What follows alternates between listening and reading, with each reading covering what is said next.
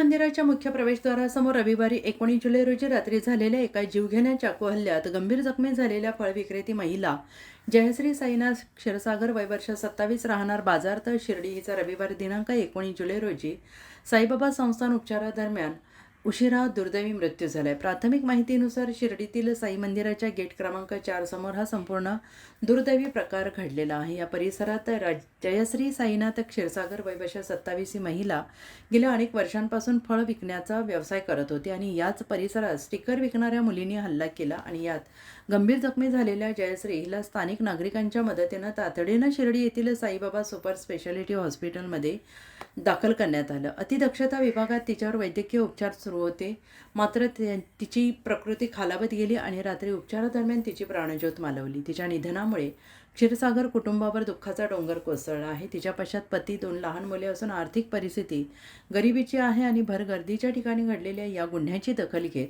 शिर्डी पोलिसांनी तपासाची चक्रे अधिक वेगाने फिरवत 2 मुलींना ताब्यात घेतलं आहे। शवविच्छेदन करण्यासाठी मयत महिलेचा मृतदेह लोणी येथे पाठवण्यात आलेला आहे आणि अधिक तपास पोलीस निरीक्षक रणजित गलांडे हे करत आहेत।